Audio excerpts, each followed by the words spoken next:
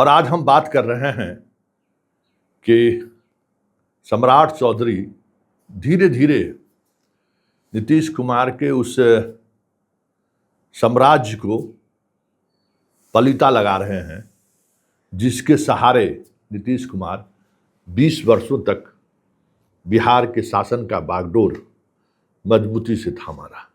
हालांकि नीतीश कुमार उनके भ्रष्ट आचरण को लेकर साथ खड़े होंगे, ये थोड़ा कहना अतिशयोक्ति होगी, लेकिन जिस पर उसने भरोसा किया खंजर उसी ने मारा है भाई।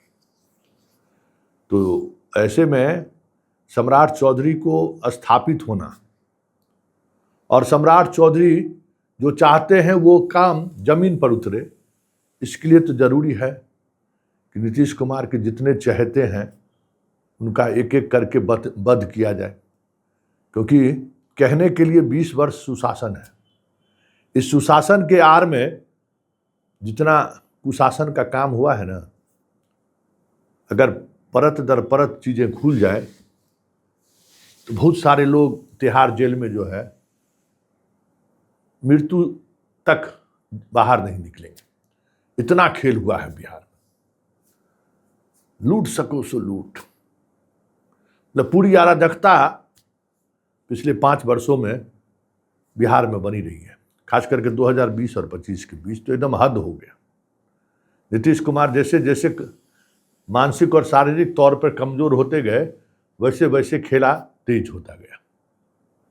किसी ने ये नहीं सोचा कि ये आदमी हम पर इतना भरोसा करता है, आज वो मानसिक तौर पर बीमार है तो हम थोड़ा कम से कम उस व्यक्ति का लोक लाज बचा ले जो इस स्थिति में भी हम पर भरोसा करता है।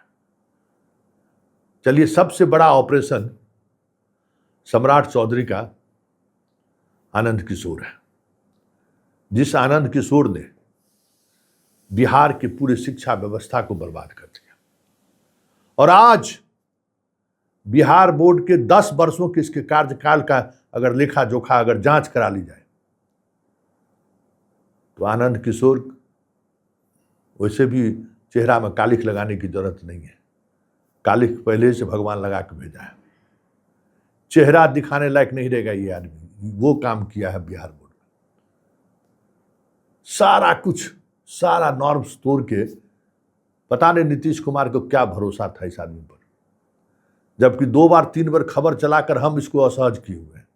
और नीतीश कुमार और एक और पदाधिकारी मुख्यमंत्री आवास में थे, बुलाकर हमसे पूछे थे कि क्या बात है संतोष जी, कहा क्या मसला है। तो हमने दिखाया था कि किस तरीके से फर्जी इन्विजिलेटर के सहारे बिहार बोर्ड का कॉपी दिखा रहा है। बड़ी फटकार लगी थी सामने में, उसका कार्रवाई हुई। पूरा भरोसा करते थे नीतीश कुमार, और उस भरोसे पर खड़े उतरने के लिए इस आदमी ने पूरे परीक्षा सिस्टम को ही बदल दिया। पूरा ऑब्जेक्टिव क्वेश्चन का जो बिहार के छात्रों का रीड था, लॉन्ग क्वेश्चन लिखने का, सब खत्म कर दिया इस आदमी ने। पूरी परीक्षा को सिस्टम क्या, यहां भी हम CBSE जैसा नंबर बच्चों को आएगा, मुख्यमंत्री खुश रहेंगे। क्या खुश रहेंगे? पिछले 10 वर्षों से जब से ये जनाब बिहार विद्यालय परीक्षा समिति का अध्यक्ष है, 10 वर्षों के अंतराल में आप देख लीजिए इनका टॉपर कहाँ है, इनका टॉपर कहाँ है देख लीजिए। हाजीपुर वाली एक्सपोज हो गया इन्हीं के शासनकाल में ना। तो इससे बहुत सारे टॉपर हैं जो चाय दुकानदार की बेटी रही, चाय आज भी चाय ही बेच रही।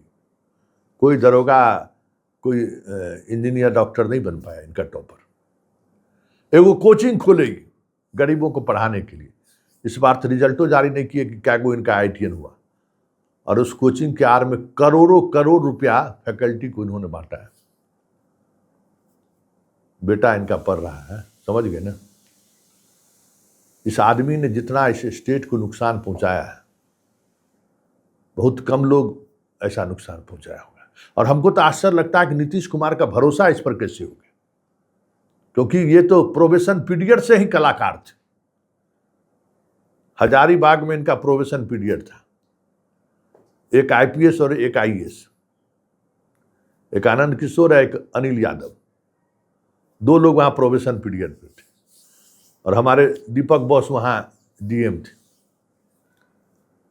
क्या खेला हुआ हजारीबाग में जरा पता करिएगा। मतलब ट्रेनिंग पीरियड से ही आदमी कलाकार है, लेकिन नीतीश कुमार का भरोसा जीत लिया भाई। पता नहीं नीतीश कुमार क्या लगा, और इसलिए ये ऑपरेशन सम्राट चौधरी का ये ऑपरेशन सबसे बड़ा ऑपरेशन और इस प्रदेश के हित का ऑपरेशन है।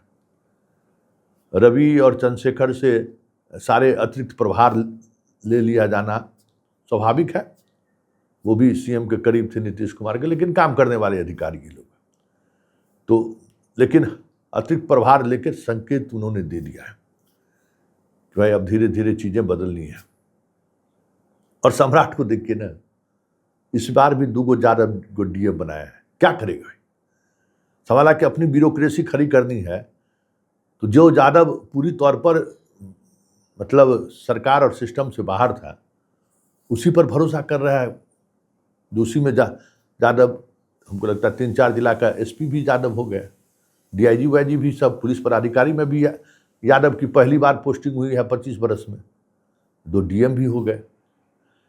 मतलब अपनी ब्यूरोक्रेसी खड़ी करने की कोशिश सम्राट ने शुरू कर दी है, और इसके लिए स्वाभाविक तौर पर वध तो करना होगा।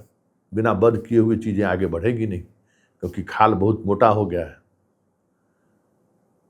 उसके अलावा कई और आईपीएस लेवल पर भी यंग जनरेशन के लोगों को इन्होंने पोस्टिंग किया, एकदम यंग जनरेशन के लोगों को अच्छी पोस्टिंग हुई है।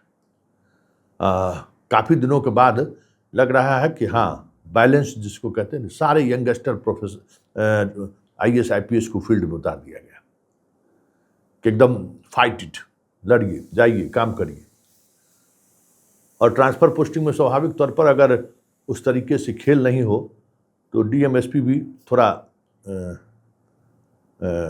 अपनी प्रवृत्ति से की तरफ बढ़ने से थोड़ा हिचकिचाता है कि भाई ऊपर बिना दिए हुए आए हैं, ऊपर बिना लॉबिंग का हम आए हैं, तो उससे बचना चाहिए। वैसे एसपी डीएम का पोस्टिंग बिना लॉबिंग का होता नहीं।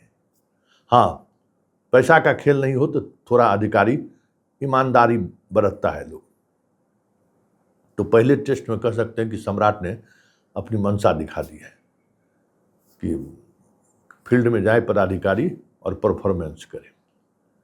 महाधिवक्ता बदले ही गए, वो भी एक बड़ा विकेट था पीके साई का।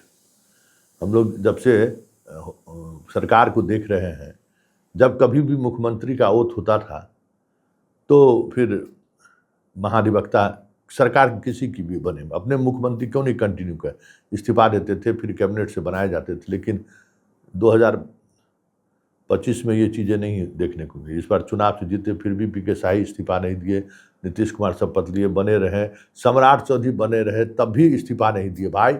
और अब कैबिनेट में, और जानते हैं नीतीश कुमार से कैबिनेट में इन लोगों ने पास कर दिया कि लॉ डिपार्टमेंट से अलग होगा महाधिवक्ता का कार्यालय। भाई बताइए, तो कैबिनेट से इसको खारिज किया गया है। मतलब अब धीरे धीरे नीतीश कुमार के कार्यकाल में लिए गए उन तमाम फैसलों को बदला जा रहा है, पलटा जा रहा है, जो फैसला 2020 के बाद, जब नीतीश कुमार मानसिक तौर पर अस्वस्थ हो चुके थे, उसके बाद लिए गए हैं।